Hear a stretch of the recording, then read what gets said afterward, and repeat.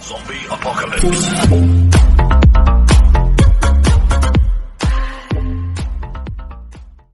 Hello प्यारे बच्चों। तो बच्चों, आज के इस लेक्चर में हम लेके आए हैं नेक्स्ट और लास्ट एप्लीकेशन। हाँ, अब आप थोड़ी सी रिलैक्स ले सकते हैं, जस्ट काम डाउन, क्योंकि सर इससे पहले हमने इलेक्ट्रिक फ्लक्स के अंदर और गोज थ्योरम के अंदर गोज बाबा की सर दो एप्लीकेशन हमने पहले से पढ़ ली है, और आज सर गोज बाबा की हम थर्ड एप्लीकेशन पढ़ने जा रहे हैं। और वो थर्ड एप्लीकेशन पांडे जी, वो आपके सीबीएसई पॉइंट ऑफ व्यू से आज की लास्ट एप्लीकेशन है, बड़े ही मजेदार है। और सर इससे पहले सर जो दो एप्लीकेशन सर आपने बड़े अच्छे से पढ़ाई और हमने पढ़ी है, और वो दो एप्लीकेशन दो प्रकार की चार्ज डिस्ट्रीब्यूशन की वजह से थी। वो पहली एप्लीकेशन क्या थी, हमने क्या किया था, हमने सर पहली एप्लीकेशन पढ़ी थी electric field due to an infinite linear charge distribution. हमने एक वायर के ऊपर यूनिफॉर्मली चार्ज डिस्ट्रीब्यूट किया था और उसको इंक्लूज किया था एक गॉसियन सरफेस से।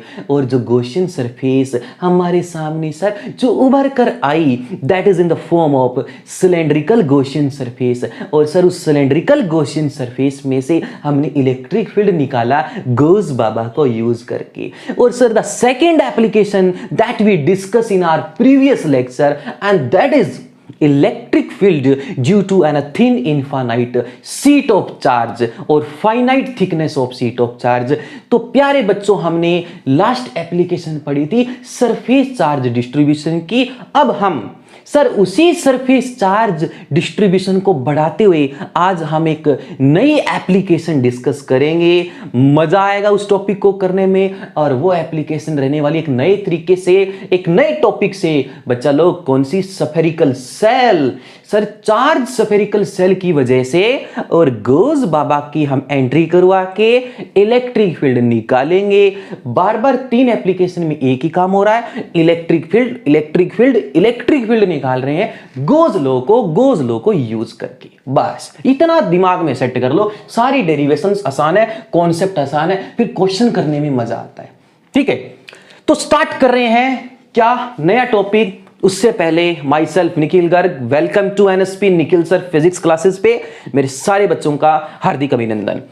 तो प्यारे बच्चों, स्टार्ट कर रहे हैं electric field due to charge spherical shell. Sir और सफेर बोलते ही दिमाग में गोला आ जाना चाहिए। गोला, सफेर सर, सफेर का मतलब है गोला। अरे कौन से गोला पर है सर? इस पृथ्वी नामक गोला पर है। लेकिन इस पृथ्वी पर सर अब सब कुछ उथल पुथल हो रहा है। 2 साल से कोरोना ने बेहाल मचा रखा है इस पृथ्वी गोला पर। हाँ हाँ हाँ हाँ।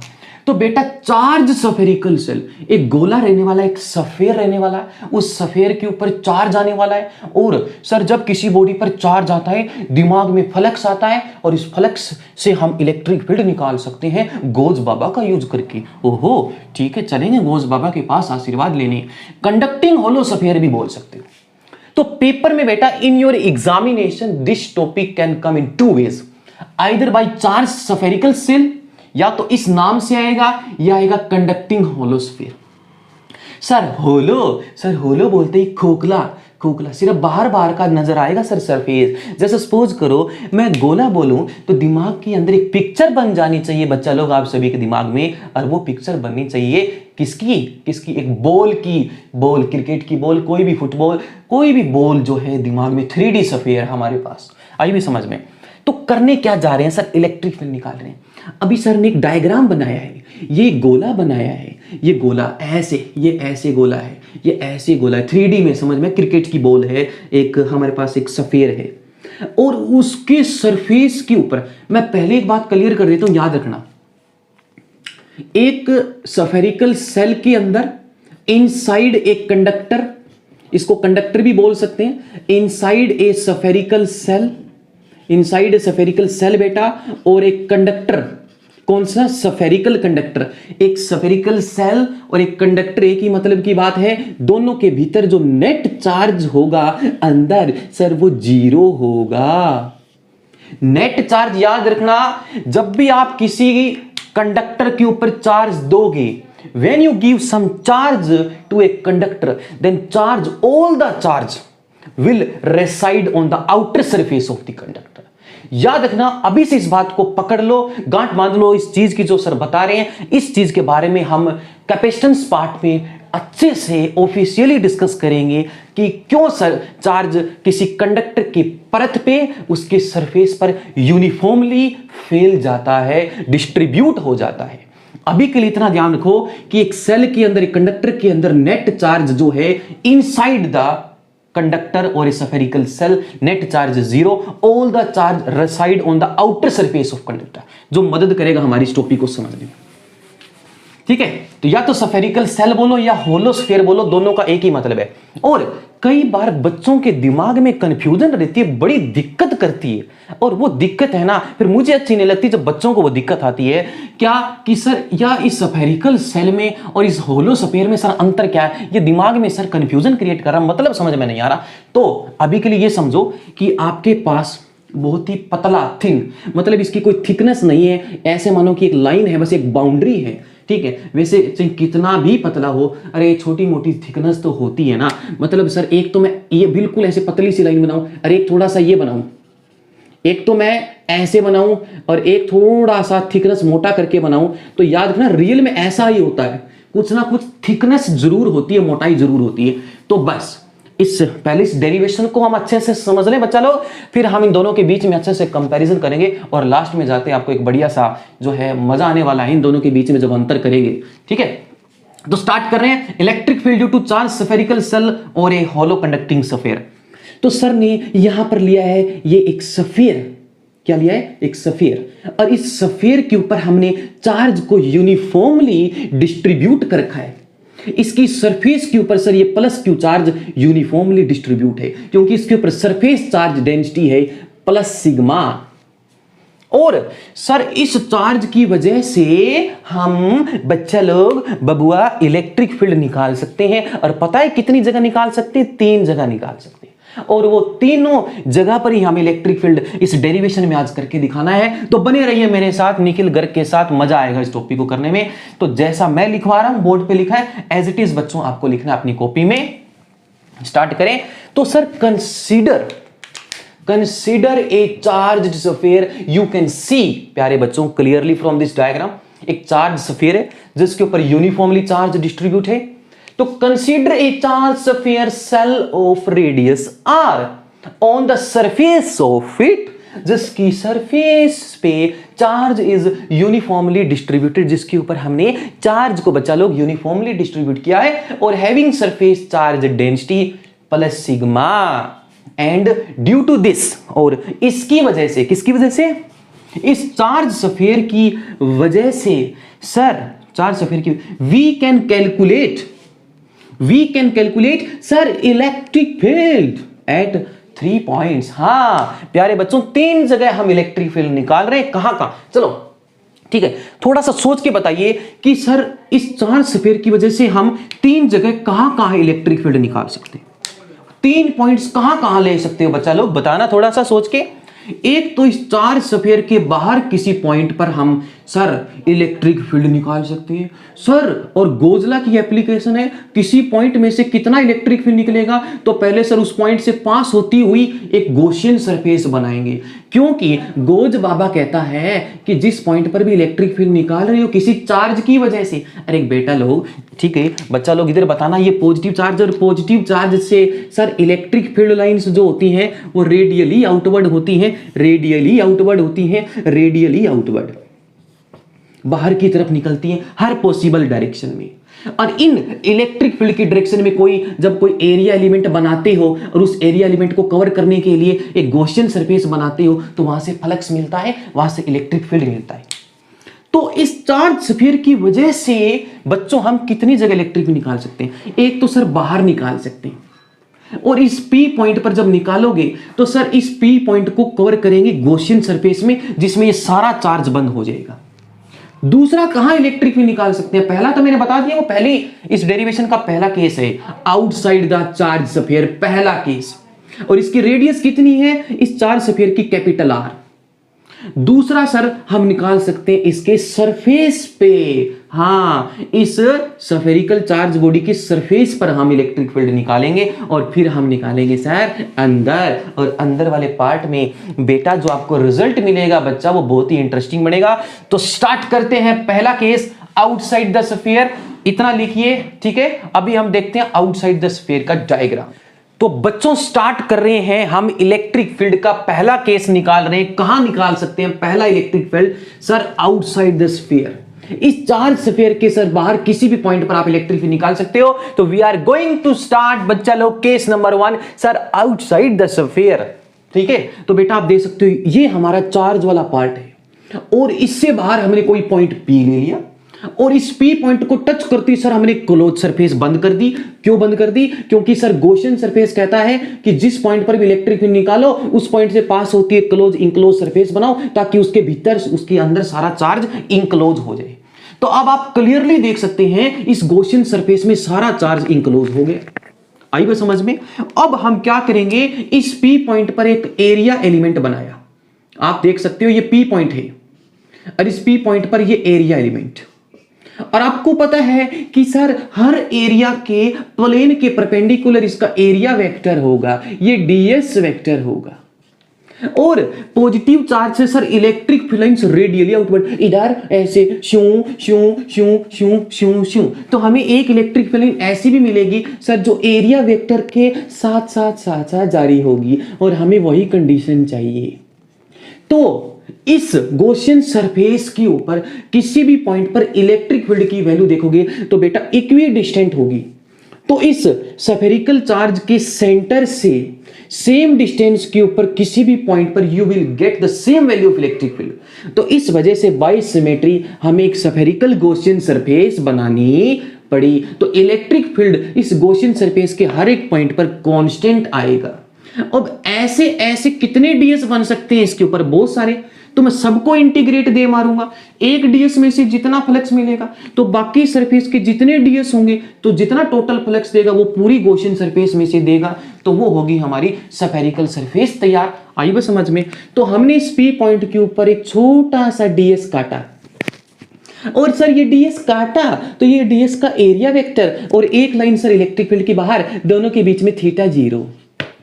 अब सर इसके अंदर से, इसके प्लेन के अंदर से चीरता हुआ इलेक्ट्रिक फील्ड जा रहा है, और सर जब किसी प्लेन में से उसके एरिया में से इलेक्ट्रिक फील्ड परपेंडिकुलर निकले तो वहां से हमें फ्लक्स निकलता है। तो बेटा फ्लक्स ही तो निकाल रहे हैं और इस फ्लक्स से फिर हम इलेक्ट्रिक फील्ड निकाल देंगे। तो आउटसाइड द स्फीयर, तो आपने जो गॉसियन सरफेस मानी है बच्चों वो सेंटर से कितनी डिस्टेंस पर मानी है रे? सेंटर से सर स्मॉल r डिस्टेंस पर मानी है। स्मॉल r इस कैपिटल R से बड़ा है। तो using Gauss theorem, using Gauss बाबा, गॉस थ्योरम क्या कहता है? गॉस थ्योरम कहती है sir total flux is equal to E ds cos theta, ADS cos theta equal to sir charge enclose by epsilon naught. तो बच्चा अब तक आपको जो पता है बस वो करते जाइए, आपकी डेरिवेशन हो जाएगी। पहला केस आउटसाइड द स्फीयर में डेरिवेशन आ जाएगी। तो सर इलेक्ट्रिक फील्ड तो सर इस सरफेस के हर एक पॉइंट पर कांस्टेंट आएगा, तो हम ई तो कांस्टेंट है बाहर निकाल लेंगे, ठीक है। तो पांडे जी बाहर निकाल लिया ई, सर इंटीग्रेशन करेंगे किसका? अरे यहां लिख लेते हैं, ये बीच में ये थोड़ा सा डिस्टर्ब करेगा, स्पेस नहीं है। तो सर ई को बाहर लिख लिया, इंटीग्रेशन कर दिया किसका? ds cos theta. Sir theta किसके बीच में लेते हैं? आपने बहुत बार बताया है theta is always measured between area vector and electric field. तो इस पी पॉइंट पर जो ये ds काटा है, ई और ds बेटा सेम डायरेक्शन में है, थीटा कितना हुआ? 0 हुआ। तो cos 01 और e इंटू ds किसके बराबर है? किसके बराबर है बताओ? किसी को बताना नहीं, सिर्फ अपने को पता होना चाहिए। किसके? q inside upon epsilon not, ठीक है। अब मुझे एक बात बताओ, इस सरफेस के ऊपर जितने जितने ds बनाओगे तो ये पूरी स्फीयर तैयार होगी जिसकी रेडियस है स्मॉल r। तो मैथ्स में पढ़ा है कि किसी स्फीयर का सरफेस एरिया कितना है अगर उसकी रेडियस r है। सर पढ़ाया था 4 पाई r स्क्वायर। तो ये तैयार होगी और सफेयर का एरिया होता है बच्चा लोग कितना, तो हम इसको यहां लिख लेते हैं। तो ये आया हमारे पास सर रिजल्ट, इसको यहां देख रहे हैं into 4πr² equal to Q upon epsilon naught. प्यारे बच्चों तो सर हमारे पास सर इस चार्ज सफेयर से बाहर लिया हुआ इस P पॉइंट पर सर इलेक्ट्रिक फील्ड की वैल्यू आ गई, और वो आपको याद रखनी है। पहला केस आसान है, 1/4πε0 Q अपॉन r²। यह आ गया।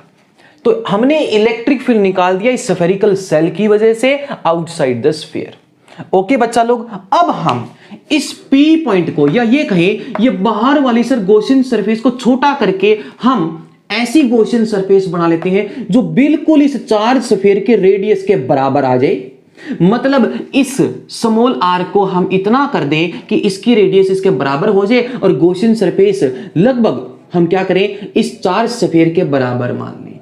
तो अब हम करेंगे क्या, अब हम इस P पॉइंट को उठाकर सरफेस पे ले लेंगे और इस सरफेस के नजदीक हम एक गॉसियन सरफेस बना लेंगे और उसकी रेडियस ऑलमोस्ट इस चार्ज स्फीयर की रेडियस के बराबर ही होगी। क्योंकि आप ये मानो कि सर हमने इस P पॉइंट को उठाकर कहीं पास ले लिया और उसको टच करते गॉसियन सरफेस बना ली बिल्कुल इसके पास, जिसके अंदर सारा चार्ज आ गया और उसकी रेडियस सर r के बराबर ही लेके चलते हैं, कोई दिक्कत नहीं होती, कैलकुलेशन आसान हो जाएगी। तो अब हम स्टार्ट कर रहे हैं बच्चा लोग कहां सर, अब हम ले रहे हैं आउटसाइड द स्फीयर की बजाय अब हम ले रहे हैं ऑन द सरफेस। हाँ, तो अब हम केस नंबर 2 स्टार्ट कर रहे हैं बच्चा लोग, कौन सा, ऑन द सरफेस। तो ऑन द सरफेस वाले में कुछ नहीं करना, जो आउटसाइड द स्फीयर में जो रिजल्ट आया है प्यारे बच्चों वहां स्मॉल r की जगह कैपिटल R पुट कर देना है, बाकी डेरिवेशन ऊपर वाली सेम है। तो करना क्या है सर, अब हम ये वाली बाहर वाली हटा देते हैं, अब हम एक ऐसी गॉसियन सरफेस मानते हैं जो इस सरफेस के बिल्कुल ऊपर होगी, या हम ये कहें कि हमने इस P पॉइंट को यहां मान लिया। तो अब एक बात बताओ, तो ये जो R है, ये जो R है अब ये इस R के बराबरी ही तो है सरफेस पर। हाँ सर देख लिया हमने, तो स्मॉल r बराबर हो जाता है किसके, कैपिटल R के। जब आप इस P पॉइंट को इस चार्ज सरफेस पर लेते हो बच्चा लोग, तो हम क्या करेंगे, इस P पॉइंट से टच करते हुए गॉसियन सरफेस हम बनाएंगे।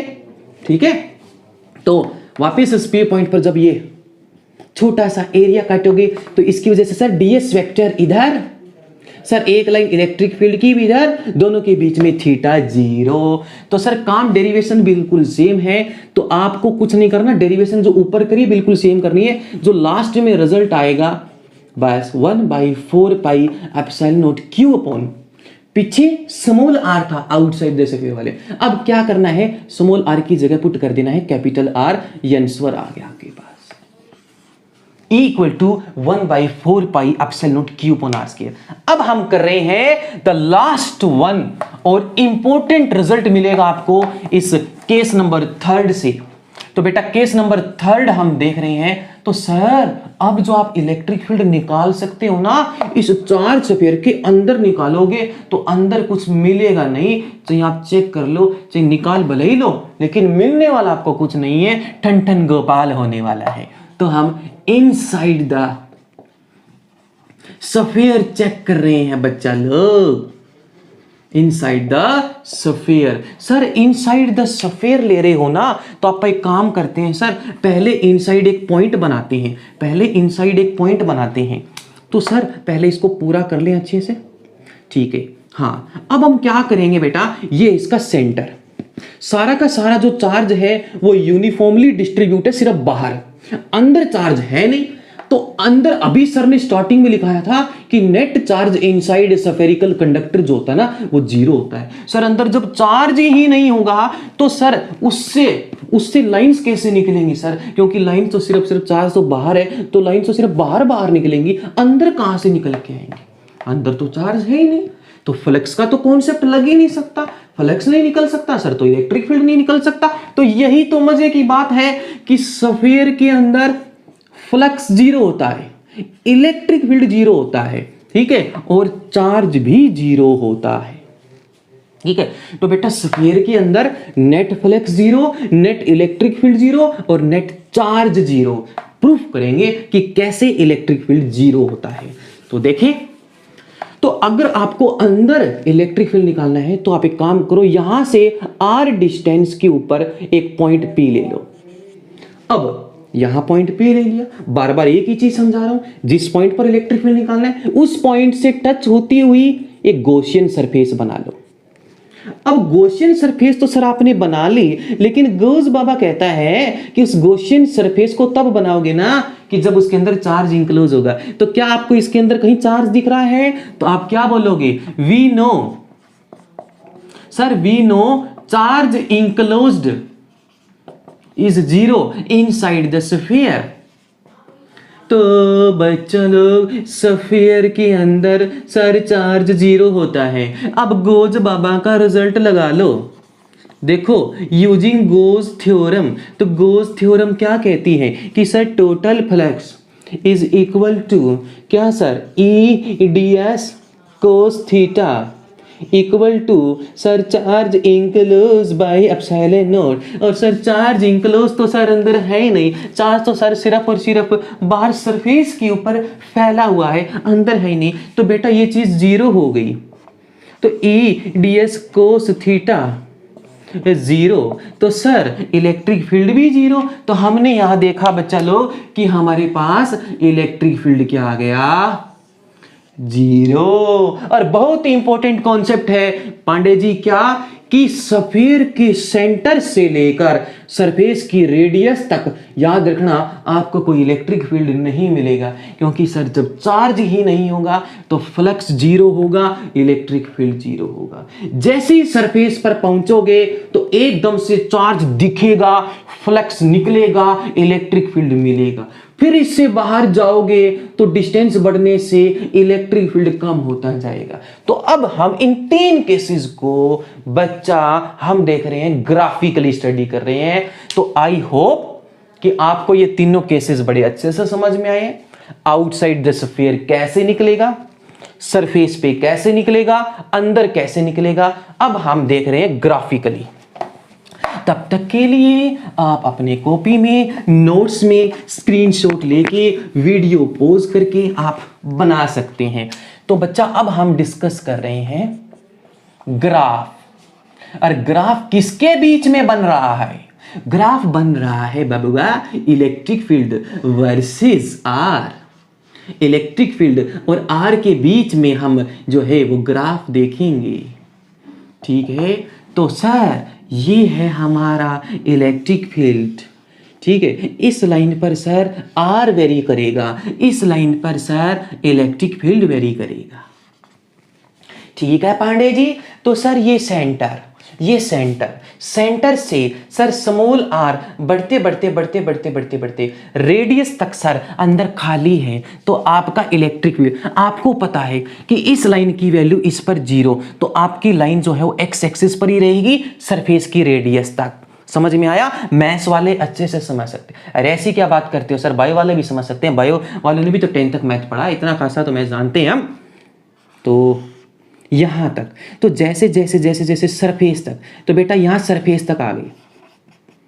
ठीक है, तो यहां से लेकर यहां तक आप अंदर ही हैं इस स्फीयर के, और इलेक्ट्रिक फील्ड जो है सर पड़ा हुआ है, मरा हुआ है, इलेक्ट्रिक फील्ड जीरो है। और जैसे ही सर सरफेस पर पहुंचे तो बेटा इलेक्ट्रिक फील्ड हो गया मैक्सिमम। इस पॉइंट पर मिला आपको मैक्सिमम। ठीक है, और सर उसके बाद में तो सर आप बाहर बाहर और बाहर ले जाओ, इलेक्ट्रिक फील्ड मिलेगा लेकिन कम होता जाएगा डिस्टेंस बढ़ने के साथ। तो यहां इनवर्सली प्रोपोर्शनल टू किसके बेटा? आर स्क्वायर के। आई समझ में? और यहां से पहले सारा इलेक्ट्रिक फील्ड जीरो। अरे जीरो आएगा ना, अरे सारा का सारा सर ये स्फीयर के अंदर की बात है, ये ऑन द सरफेस की बात है, ये है ऑन द स्फीयर। आप लिख सकते हो, मार्क कर सकते हो ऑन द सरफेस, और ये जो रीजन है ये आउटसाइड द स्फीयर। ठीक है बच्चा लोग, और सर ये इनसाइड द स्फीयर। ठीक है, तो आई थिंक मेरे सारे प्यारे बच्चों को ये बात समझ में आ गई आज की डेरिवेशन कि सर हाँ ये भी एप्लीकेशन हो सकती है, ऐसे भी फ्लक्स निकल सकता था।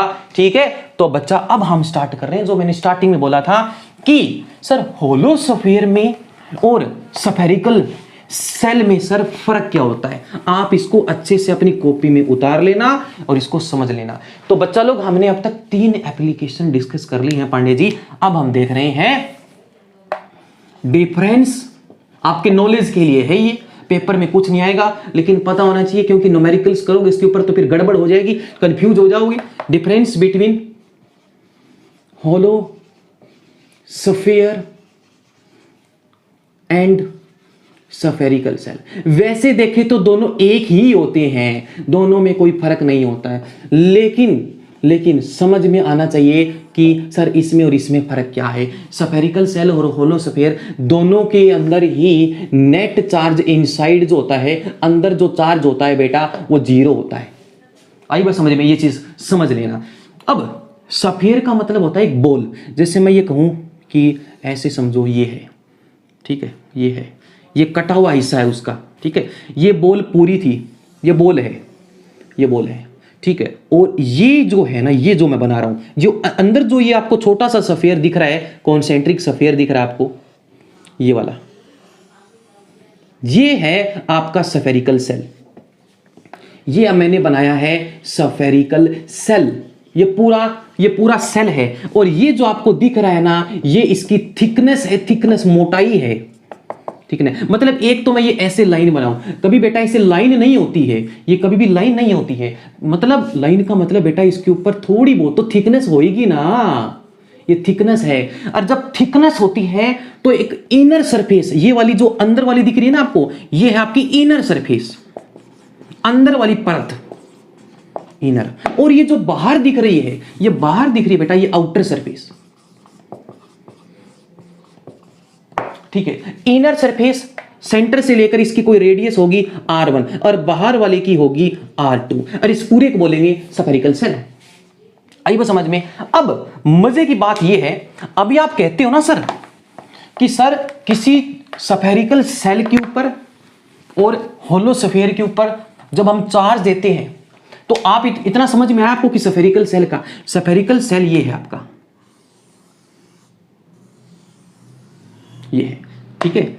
ये इसकी इनर, ये इसकी आउटर, ये रेडियस R1, ये R2। तो ये है हमारे पास बेटा सेल। ये वो वाला सेल नहीं है जो आप पैनासोनिक के नीपो के रेडियो वगैरह में, रिमोट वगैरह में डालते हैं, ये वो सेल नहीं है बेटा, ये स्फेरिकल कंडक्टर है। आइए समझ में। अब स्फीयर, होलोस्फीयर, तो वैसे आप इसको होलोस्फीयर भी बोल सकते हो। क्यों? अब होलोस्फीयर को मैं एक कंपेयर करवा रहा हूं एक बॉल। सपोज कीजिए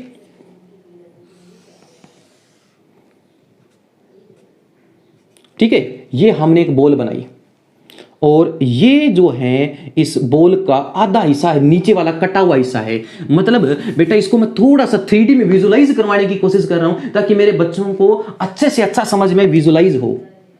ठीक है, अब ये वाला है,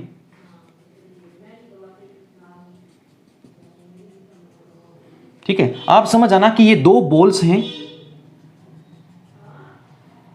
ठीक है। और बेटा ये जो है ना अंदर का, ये तो है इसकी थिकनेस, ये इसकी थिकनेस, और ये जो चीज है ना सर, ये चीज जब आप इसको ज्वाइन करोगे दिमाग में पिक्चर बन जानी चाहिए, फील आना चाहिए, ये खोखला हिस्सा है।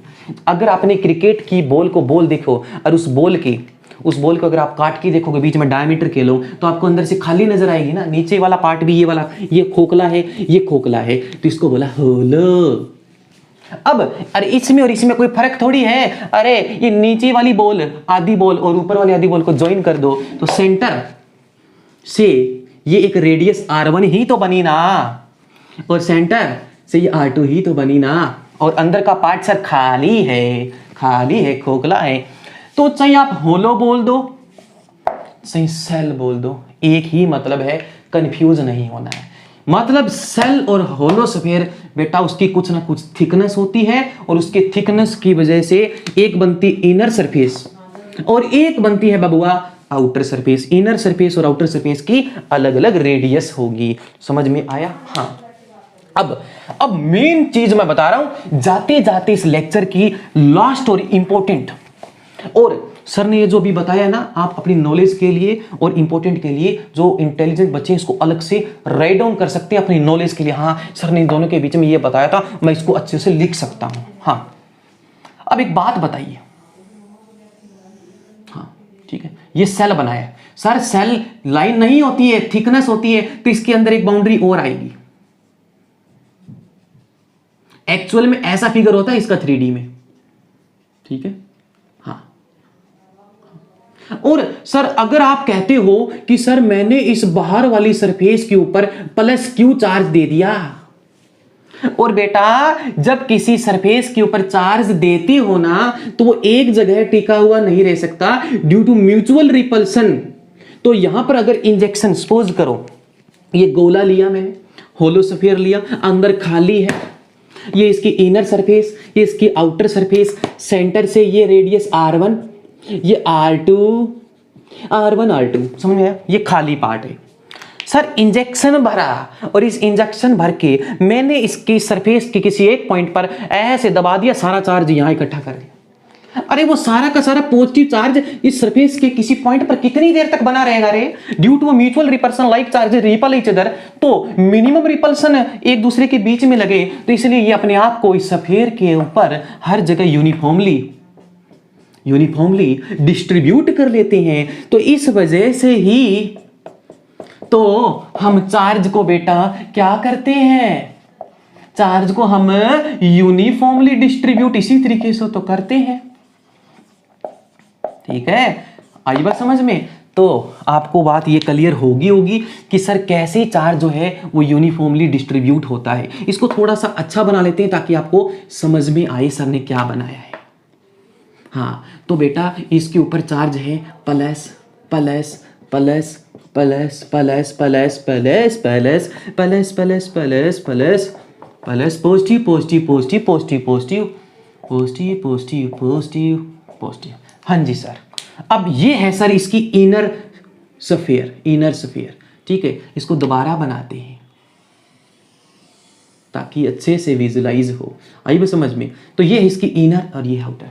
सर अभी तो आप कहते हो कि चार्ज अंदर, नेट चार्ज अंदर 0 होना चाहिए। कितना? अरे 0 ही तो होगा। अब एक बात बताओ मुझे, इसके ऊपर बाहर वाले पर पॉजिटिव चार्ज है, तो पॉजिटिव का मतलब तो लाइंस तो बाहर निकलनी चाहिए, लाइंस तो बाहर निकलनी चाहिए। देखना बहुत ही अच्छा कॉन्सेप्ट है, बहुत ही अच्छा कॉन्सेप्ट है। तो इलेक्ट्रिक फील्ड लाइंस कैसे निकल रही हैं? बाहर की तरफ निकल रही हैं। अब एक बात बताओ, ये जो लाइंस इससे बाहर निकल रही है कौन से चार्ज से निकलती है? इलेक्ट्रिक फील्ड लाइंस किसी स्फीयर से रेडियली आउटवर्ड कब निकलती है? जब कोई चार्ज होगा। अरे लाइन तो किसी चार्ज से ही तो निकलेगी ना। ये डायग्राम एक्चुअल ये डायग्राम है, इधर समझना। सर अंदर कोई चार्ज पड़ा होगा पॉजिटिव, और वो ये लाइनें दे रहा होगा, वो ये लाइनें दे रहा होगा, वो ये वाला डायग्राम एक्चुअल में ये है कि सर इसके सेंटर पर कोई चार्ज पड़ा है जो लाइन दे रहा है, और सेंटर पर चार्ज आने से सर अंदर नेट चार्ज 0 बन जाता है। तो देखते हैं बेटा, देखो कितना ब्यूटीफुल सा कॉन्सेप्ट है। शायद ये आपको कोई टीचर बताएगा, जो मैं बता रहा हूं बहुत डीप कॉन्सेप्ट है ये क्वेश्चन सोल्व करने का, ठीक है। अभी तो आपने देखा सिर्फ और सिर्फ चार्ज सरफेस पर कैसे फैला, लेकिन नेट ये सरफेस पर जो चार्ज आया है ना, ये ऐसे नहीं आया। अब सपोज कीजिए यहां इस सेंटर पर मैंने एक चार्ज रख दिया, यहां पर कौन सा? Plus Q. कितना रख दिया? Plus Q. अब एक बात बताइए, ये कंडक्टिंग लेयर है। अब यहां किसी कंडक्टिंग लेयर के पास जब कोई चार्ज होता है तो इंडक्शन की वजह से सर इसके ऊपर इसका अपोजिट चार्ज जनरेट हो जाता है। कौन सा बेटा? नेगेटिव चार्ज जनरेट हो जाएगा। और वो नेगेटिव चार्ज जो जनरेट होगा वो कुछ इस प्रकार से uniformly negative negative negative negative negative negative negative induce हो रहा है। और ये जो नेगेटिव चार्ज इस इनर सरफेस पर आ रहा है ना, ये कुछ इस प्रकार से आएगा कि इसका सेंटर ऑफ चार्ज होगा वो ठीक इस प्लस क्यू के ऊपर आएगा। तो माइनस क्यू और प्लस क्यू बेटा मिलकर नेट चार्ज अंदर 0 हो गया कि नहीं हो गया? आई वो समझ में। लेकिन अभी काम खत्म नहीं हुआ है, ये तो इस इनर सरफेस पर नेगेटिव चार्ज आया है, आउटर सरफेस पर फिर इसका एक पॉजिटिव चार्ज हो जाएगा, क्योंकि सर अब ये नेगेटिव चार्ज इंडक्शन करके यहां एक इसका फिर एक अपोजिट चार्ज इंड्यूस करेगी, पॉजिटिव, तब जाकर ये पॉजिटिव नजर आता है। लेकिन इस नेगेटिव चार्ज का जो सेंटर ऑफ चार्ज होगा यूनिफॉर्मली डिस्ट्रीब्यूट है, इसको मिला के देखोगे तो इसका सेंटर ऑफ चार्ज -q और -q और +q। सर अंदर चार्ज नेट चार्ज हो गया कि नहीं हो गया? 0। आई बात समझ में? तब आप कहते हैं, अब गोजला क्या कहता है कि टोटल फ्लक्स किसके बराबर होता है? Q enclose by epsilon. अब एक बात बताओ, टोटल चार्ज कितना है? ये नेगेटिव चार्ज -q, ये बाहर कितना है? बाहर वाली सरफेस पर +q। तो सेंटर से लेकर बाहर तक टोटल चार्ज देखो कितना है? +q। इस लेयर पर बाय इंडक्शन -q, फिर +q बाय एप्सिलॉन। देखो कितना प्यारा रिजल्ट मिला है, +q -q खत्म। तो बेटा आ गया हमारे पास Q/ε0। यही तो बात थी इसकी, ठीक है। तो हमारे पास कितना डीप कॉन्सेप्ट बताया मैंने कि चीज कैसे है। तो ये चीज ऐसे बन गई। अब तक यही तो करते आ रहे थे कि सर ये पॉजिटिव, तो ये कितना फ्लक्स देगा? इसके ऊपर जितना चार्ज +q है, तो ये हमारे पास आ गया +q/ε0। ये आ गया। लेकिन ये +q आया किस वजह से? सर अंदर कोई चार्ज पड़ा होगा, वो इंडक्शन करेगा तो इसकी इनर सरफेस पर एक अपोजिट चार्ज फिर इंड्यूस होगा, फिर सर ये नेगेटिव चार्ज बाहर वाली सरफेस पर अपना एक इक्वल एंड अपोजिट चार्ज फिर इंड्यूस करेगी। लेकिन ये -q जो ये यूनिफॉर्मली डिस्ट्रीब्यूट होगा, ये कुछ इस प्रकार से होगा कि इसका सेंटर ऑफ चार्ज ठीक इस +q पर आएगा और नेट चार्ज 0 हो जाएगा। तो बच्चा लोग, ये था हमारा आज का लेक्चर जिसमें हमने लास्ट एप्लीकेशन पढ़ी गोजला की, ठीक है, जो आपके सिलेबस के अकॉर्डिंग लास्ट थी। तो लेकिन इसके बाद एक एप्लीकेशन और है जो नॉलेज के अकॉर्डिंग हमें पढ़नी है। अब तक तो बात थी होलो, अब नेक्स्ट एप्लीकेशन जो है बिल्कुल एज इट इज इसी तरह है, बस कुछ नहीं है, उसमें अंदर भी इलेक्ट्रिक फील्ड आएगा। अब बात करेंगे सॉलिड स्फीयर, मतलब उसमें भी अंदर जो है मैटर भरा हुआ है। तो लास्ट एप्लीकेशन हम तैयार करेंगे, लेकिन सिलेबस के अकॉर्डिंग ये आखिरी थी। तो मिलते हैं नेक्स्ट लेक्चर में लास्ट एप्लीकेशन, ठीक है। तब तक के लिए इस लेक्चर को तैयार कीजिए और सर को सपोर्ट करते रहिए। Bye bye, thank you.